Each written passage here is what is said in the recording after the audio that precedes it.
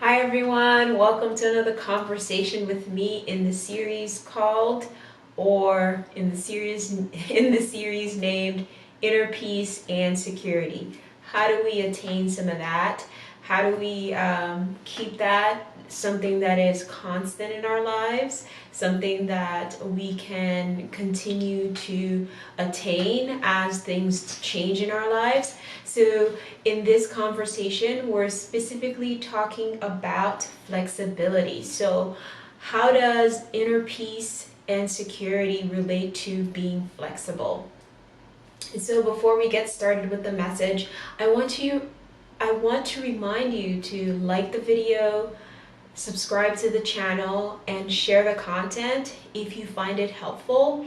And also to let you know that the reason I'm asking for these things is because it helps the YouTube algorithm know whether this content has value or not. And I'm sure if you're a new subscriber, you may not know it yet, but what's happened to me in the past, to the people that I follow, sometimes I forget to like and share their videos. So I just want to remind you, if you are someone who already follows me, do it now. So because if you follow me, you probably likely already like the content that I'm putting out there.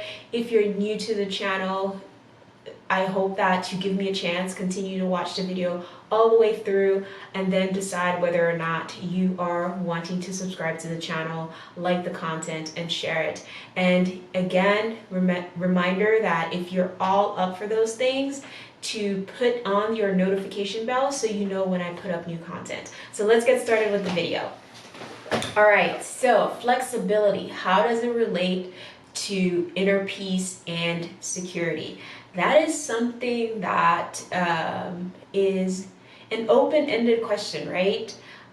Because we're all going to have a different answer as to what flexibility means to us. So that's why it's so important, or that's why I recommend that you look up the word in the dictionary and from there decide how the definition that's given may or may not align with your thought processes or your experiences with regards to what flexibility means for you, because it's important to do that. It's important to understand what something means in relation to your experience, and then either apply that to the collective experience or not, depending on the situation, because we can't always apply our individual experiences to a bigger construct. Sometimes we take our experiences and we see where they correlate and align with the experiences of others, and then from there we create facts, we create rules, we create things that help us to live copacetic. So flexibility. When I hear the word flexibility, I think of bamboo. You know, the way the bamboo bends with the wind, but it's like super strong. When I think of flexibility, I think about being open to a change. And by a change, I don't mean like some change where there's mystery and I have no idea what's going on, but being open to a change as mundane as, hey, a friend saying, hey, I want to go and get this to eat, and me saying, all right, I didn't plan on doing that today, but let's do it. So, or something even more extreme, whatever you can think of. But this is a plain example of something in the mundane that you could, that would require you to be flexible. Like for work, maybe you're used to a routine and then one day you have to change that routine. So there is a part of you that needs to be flexible. If you are driving and something happens and there's an accident on the road, you may need to be flexible with regards to the time that you have to be in traffic. But if you know of it in the forehand or forefront or before you get on the road, then you can plan and be flexible to take a different route if that's possible. So flexibility in relationships, maybe you have a trade-off, because flexibility also, I get the term of trading off, compromising to something that you find valuable, and you're open to that. So there's a level of flexibility that's required in order to maintain a balance of inner peace and security. And I think, we're kind of aware of that, but sometimes we lose sight of these things because we're so focused, and because we get so caught up in our own lives, we forget about the basics of things. So this is kind of like a reminder with regards to inner peace and security that flexibility does have its purpose. So, and like I mentioned before, there's a level of strength that is attached to flexibility. Like the bamboo, right, is super strong, but it's flexible, it bends with the wind. And I think sometimes people associate being flexible, like being passive or not having a spine and just doing whatever people want you to do. But that's something that you have to own as an individual. And that's why it's important to know yourself, because when you know yourself, you know that your ability to be flexible doesn't allow somebody to walk on you. Like, you have boundaries. You're able to set boundaries and say, you know what, this is too flexible. I'm not willing to do this anymore. Or you're requiring me to be so flexible that I lose myself, and that I'm always, I'm going to break. Because if you think about it, if the wind is strong enough, the pressure is strong enough on the bamboo, there's a breaking point, right? I think it's called tensile strength, but maybe I'm wrong about that. It's another type of strength.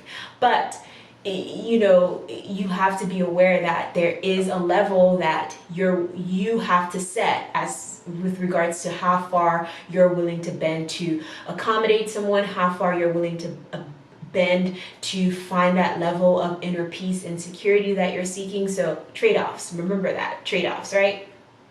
So what being flexible allows you to do when we're talking about inner peace and security is it gives you an opportunity to thrive in any environment. Being flexible allows you to thrive in any environment. Listen to that. Being flexible allows you to thrive in any environment.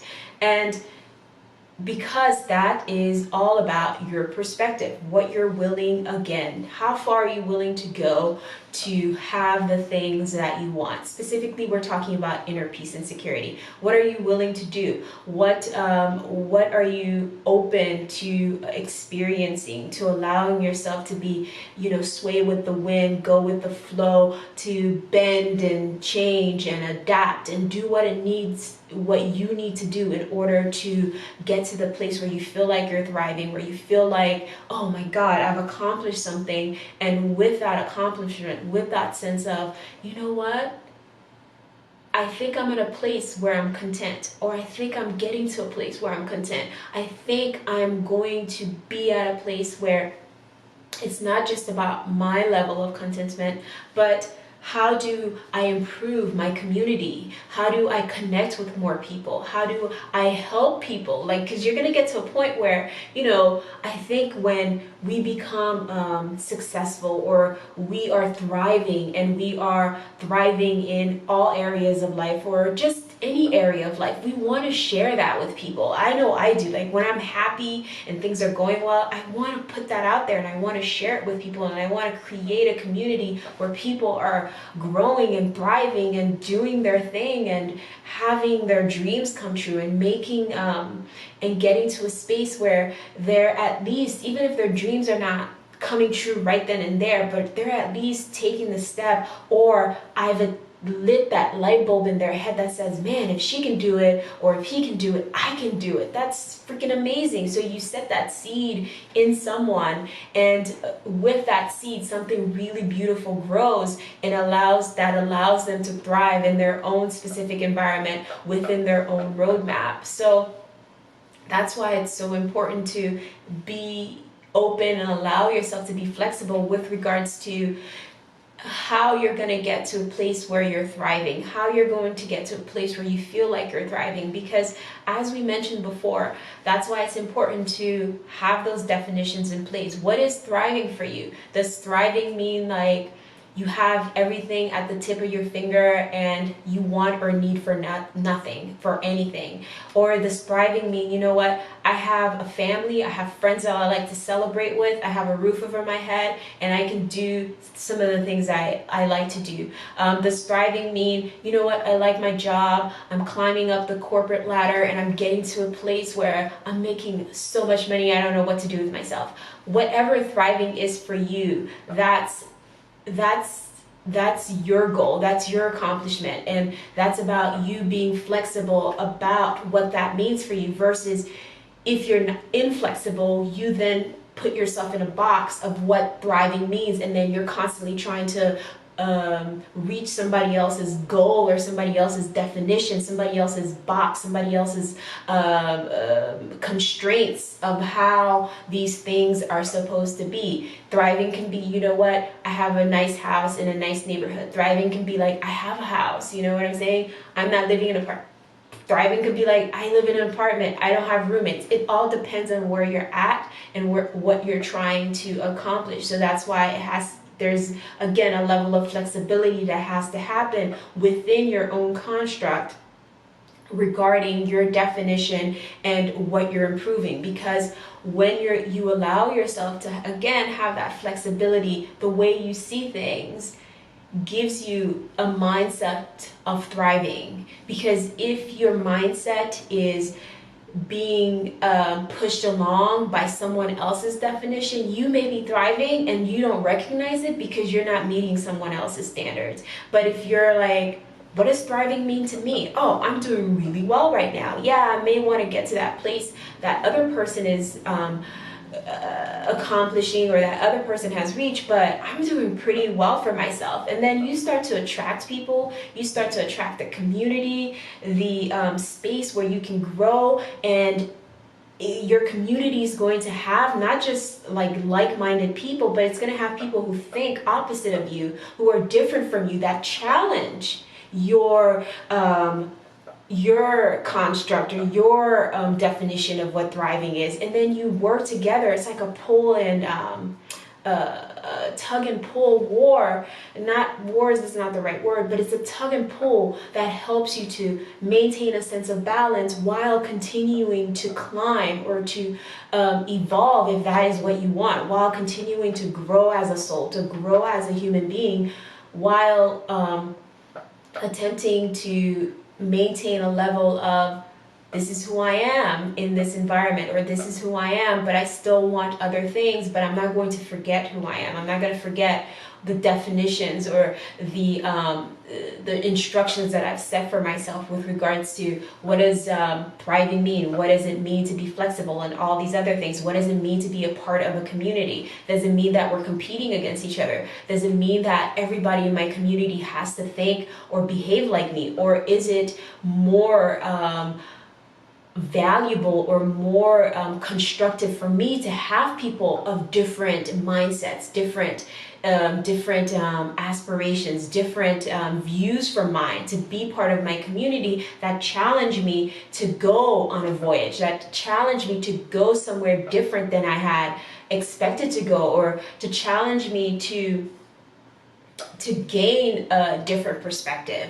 Because when everything is the same, right, there's a likely chance of not growing when we're constantly in the same environment. But when we spread out and take a step outside of our space, outside of the community that we find ourselves in now, and attract a different community, it allows you to expand yourself to a place where you probably wouldn't have otherwise conceived. Because I think sometimes when we talk about community, there is a sense that the community is always the same. The community doesn't change. The community cannot change. The community has to be the same. Like, you have to stay within the same community, because there are different communities, right? We have the collective community of a bunch of smaller communities, smaller communities, smaller communities. that we have in common. And it's okay to step outside of your community, especially if you want or are flexible and you're trying to thrive. If the community you're in right now isn't thriving, why not voyage outside of your current community and look for something different? Why not gain a different perspective? Why not open yourself to a different perspective? And it doesn't mean that you leave your other community behind. It means that you go off, you learn, and if you want to, go back to your community and say, this is what I've learned about X, Y, and Z. I want to teach you. I want to help you to grow. I want to help you to do this. So, on a mundane level, right, everyday life, these are the things that we have control over and that we can help each other do.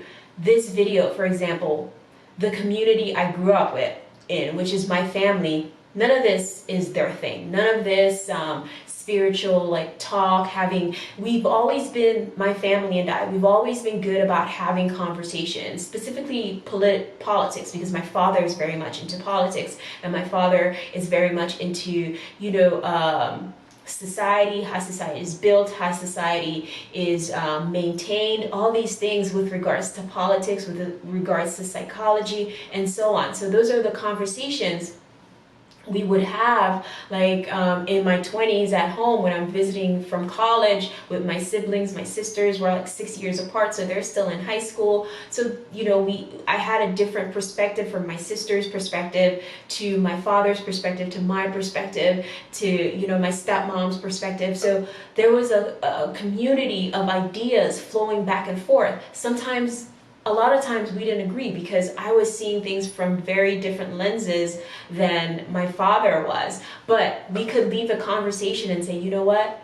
Wow, you made a very valid point. It is something that I have to really think about it. And and I'm in my 20s, so sometimes I didn't go and think about it. It's not until I had more experience in the world and that idea that my father put into my head was like, oh, wow, light bulb moment. Now I see where that perspective was coming. So my point in talking about this is that if you are in a community and you have outgrown that community, it is okay for you to try to connect with a different kind of community, with a community that is more aligned with what it is that you're trying to accomplish in the world, what it is that brings you value, that gives you value, that makes you feel like you're doing what you want and what you're supposed to do, whatever that definition is for you. Because I think, all have a level of a calling. Some of us don't. Some of us, everybody's slightly different, right? We're all having a slight different journey from one another. And you have to define what that is for you. And that's why we talk about you knowing yourself, understanding yourself, you having a level of a foundation that helps you to tether, to ground yourself. So when you are in a state of being flexible, when you are in a state of thriving and getting into new spaces, voyaging outside of your comfort zone, you know what tethers you. You know what keeps you from being so out of control that you lose yourself. So that's what we're talking about. And what that allows you to release is the level of trust that we don't have for each other. And there's another word for not trusting that I can't think of, but when we step outside of our community, there is a certain level of trust that we put in the people we connect with in other communities. And sometimes we don't leave our space because we don't trust that we can connect with people that will help us, or we don't trust ourselves enough to expand. And that's okay. And that's something that you have to come to a certain level. You have to recognize that level of trust. You have to get to that place where you can trust, where you can relax and say, you know what?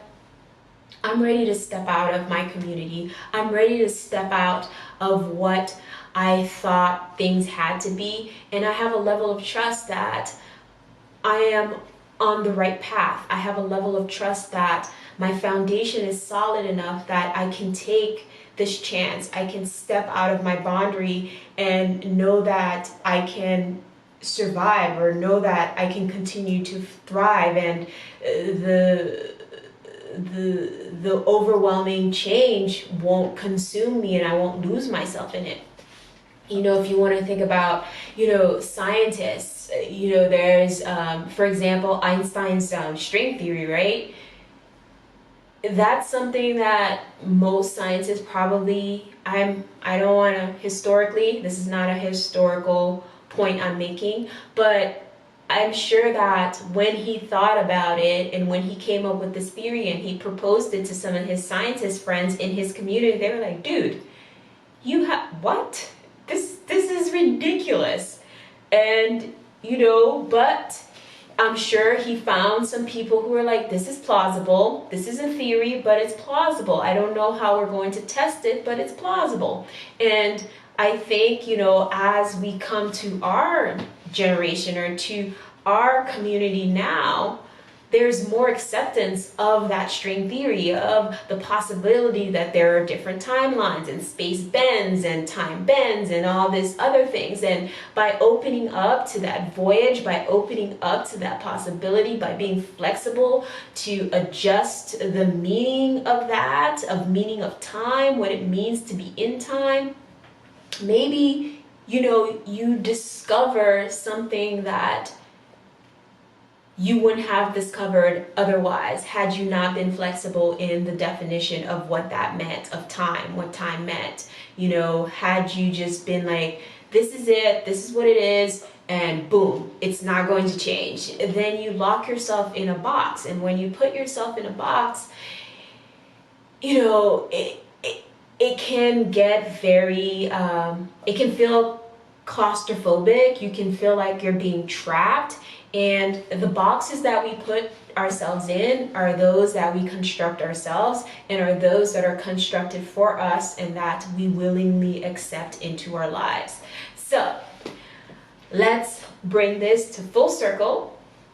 What this conversation is about with regards to inner peace and security is understanding that there is a level of flexibility that needs to occur within trying to align yourself with a level of inner peace and security in your life. And when we are in a vibration or in a process of being flexible, we open up to more abilities to thrive, to grow, to learn, to expand our awareness. And what it does is it improves the connections that we make, it improves our community, it improves the people that you connect with. And by improving or by changing or connecting with different people, you open up yourself to taking a different path than you probably otherwise wouldn't have. And when you take those paths, you discover more things. You get away from things being, in the shadow, or things being kind of like, what's going on? Like you looking through the telescope, or the telescope's not the right word, but you looking through I can't think of the word, but you looking through a very blurred lens. It allows you to like cleanse the lens and the fog, and you're like, whoa, there are other possibilities out there. Whoa, I could not have imagined this. And that requires a level of trust on your part to take that step. I mean, it's not an easy thing to do, to leave something that you know very well and to step into a new voyage, to step into connecting with a different community than what you're used to step into a different way of thriving, to understand that it could mean something very different than what you know. And I've used my grandmother in some of these talks that we've had with each other. My grandmother, for example, I will give you, was flexible enough that she left her country. She came to this country and she thrived in the sense that she had a different life than she would have had she stayed where she was. And in that definition of what it meant for her to thrive, I think what she defined as thriving is being able to take care of herself, not depending on anyone and not looking for anyone to take care of her, but she had the strength to work, to save, and to do those things and build a community of people who are like-minded in the sense, but also be open to, having a different perspective. Like, one of her sons became a doctor.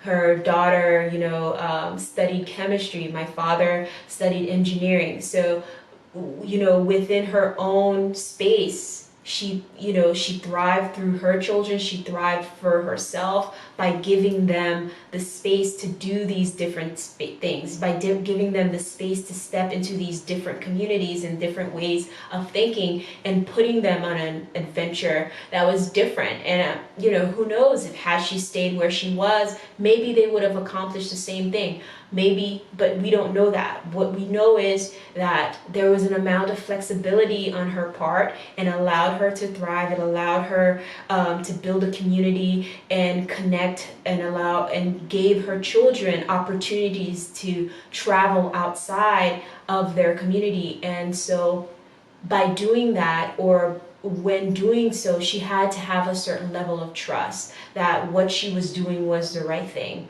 And she had to know herself well enough not to get caught up in other people's definitions of what thriving is. So I hope this message was helpful to you. I hope I gave you some information that was of value to you.